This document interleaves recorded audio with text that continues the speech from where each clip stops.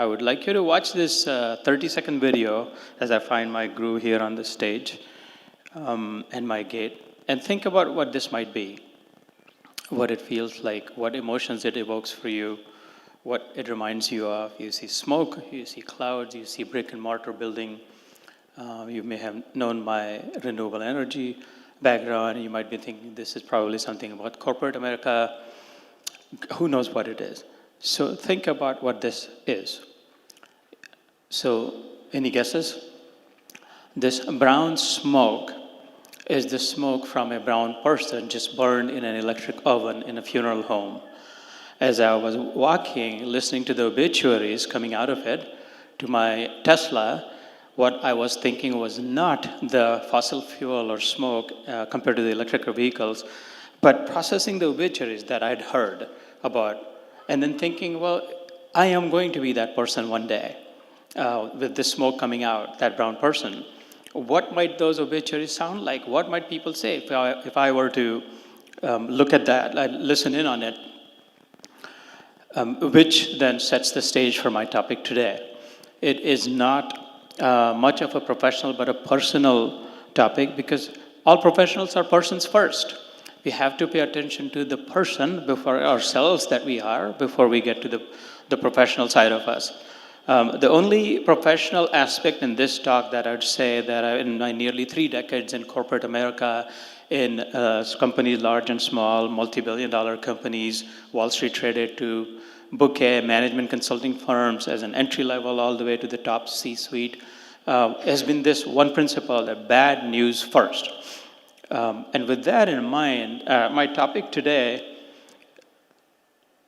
is rebalancing life. And in terms of bad news first, there is a lot of bad news about ill health, mental well-being, ill-being. I'll just walk you through 1 or 2 of those. 1 out of 4. If you, like me, are representing an average family size, 1 out of 4, this is credible data from World Health Organization, World Economic Forum, National Institutes of Health, proven data that right now in my family, either me or someone in my family, someone who is very close, very intimately connected, someone who matters, that I care about, is challenged with mental ill health. It may be dark, it may be hidden, it may be in denial, but that unseen global pandemic exists. It's very personal. It relates to me. And when I say me, I'm speaking for you. Each of us, millions of deaths happening, suicide, we all are aware of. Here's the kicker, before we move away from this slide. For every successful suicide, right? A man's successful suicide is the greatest failure for mankind. That I am responsible for it as part of the system, I feel like. And hence, this talk was inspired as I was walking out of that funeral home, that I feel obligation to share with all the persons I come across. Every person who succeeds in committing suicide, there are 9 others who have tried and have come close to. And for one reason or another, just this morning, I was talking to my wife, who is right now in the US, about someone who had come close to it, and through either some intervention or something that came in the way, that it was avoided. So for every one person, if there are 9 who have tried, you can imagine the global nature of this pandemic and the massive scale of it. And it could be us. I mean, you see the data right there. Well, so if bad news first, the good news about that is, that's right, we end with the dessert, right? If I'm covering the bad news first, then that I will go through the good news in the end. If you see that man in the bottom right drinking from a fire hose, as I say, a thirsty man opening the tap of a fire hose might get 2 or 3 drops of water. The thirst is not quenched. In fact, he might get blown away by that. And so while we say help is available, there are resources available across the board. There is just so much of it, whether the number of books or the apps or the coaches and the money that is spent, there is just so much of it that it is practically difficult. It's almost impossible to know exactly what is it that I need. I am an individual person. Each of us, each of you here, very different life stories, very different incidents, very different trajectories. And so one size does not fit all in this case. And so I need to have something that precisely works for me. And that's the trouble with drinking from the fire hose. Here's the kicker. That $100 billion industry, right, that's a large, big number, came together to do their own SWOT analysis. And they identified the top 3 challenges. And go figure, quality, effectiveness, and personalization. So whatever they're putting out, they realize, after talking with the users and the research, that it lacks quality and it's not as effective. Then that's precisely because it's not very personalizable. So what good is going to be for me? And so a couple of years ago, I had defined a framework for myself that I thought that I am obligated to share because it works very good for me. I have been able to rebalance my life, recalibrate, redesign, reform the way I think and do and live. And I feel like a personal obligation before I get to the professional to share this with those who might be struggling, who may be able to create the system for themselves. For the sake of this talk, I call it my inward pass.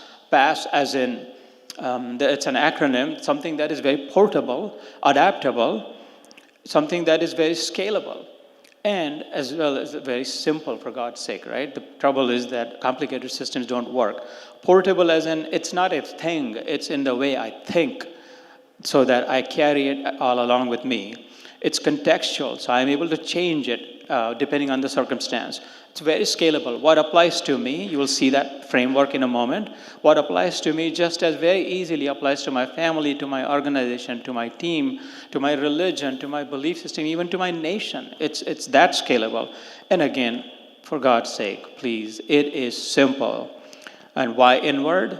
Because, hey man, really, honestly, the only way out is in. For as it says, the key is inside. And then when I realized, I wasn't expecting to have to hold the mic here today, that balance and imbalance are 2 sides of the same coin. I can purposely flip it. I can make sure that I flip the coin from all the negatives that you see on the left to the positives on the right.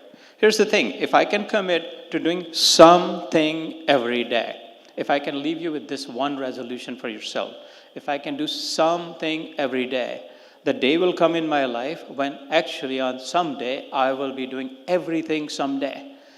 That someday is there. And this is my own story as well. This should encourage you. So keep that in mind. I must do something every day for my well-being so that I get to that stage where I'm doing everything that someday. And so this is an empowering model. You can, I can create a system for ourselves that is informed by my past, that has a sense for my future precisely, and that I can execute every moment in the present moment. That plays to my strengths, not the designers or someone else's or the author's intellectual. My own strengths, it aligns with my purpose and it gifts me and inspires others. So if you're curious, if your life is like mine was, more like a Wordle, constantly expanding and contracting dynamically, if you have felt like that, like I have, then I welcome you to this framework. It needs no investment. It's cost-free. It does not need a whole day even. It needs a few hours. It took me 2 hours. This was about a couple of years ago. Every day I follow this, and I'll walk you through it briefly. And I'm able to live the life that I want to live every single day. It's got a core, like a center, and a small number of circles built around it that I draw, that I define, rather than someone else drawing circles around me, if you know what I mean. So it's got a core. It prioritizes my well-being, the vital signs, if you will. I don't mean only clinical vital signs, my whole being, my holistic vital beings. Prior focuses on my key relationships, and then, of course, you've got to do the bread and butter part of it. So speaking of core, friends, everything has a core. I want you to realize, meaning I have a core, you have a core. From all the way from a beetroot to the tree trunk of the 5,000-year-old grand sequoia tree in the redwood forest that we saw. From this little blue planet Earth has a core to the biggest of the colossal galaxies, from the tiniest of the seeds to the deepest dark hole. Everything has a core, even my team, my gut, my belly, right, my organization, everything has a core. And so if it is that prevalent, how come I have not identified my core? What drives me? And those of you who are engineers here might relate to this term, prime mover. What is my prime mover? When it moves, everything around it moves, without which everything stops. So what is that one person or one value or one principle? It could be personal or impersonal, that passionately maddens me, that I'm so identical with it that if it does not exist, I don't even exist. That I say it, see it, feel it, love it, live it as well. I get to define my core rather than someone else telling me what it is. I've identified my core, and as I said, it took me a couple of hours only for the whole thing. And then I put my first circle around it, which is my personal well-being. There is 0 selfish about personal well-being and 100 smart about it. If you think about it for 5 minutes, if I cannot take care of myself well, it's a myth that I can help anyone else. Therefore, me first, not in a selfish way. I'm a big proponent of Vasudhaiva Kutumbakam.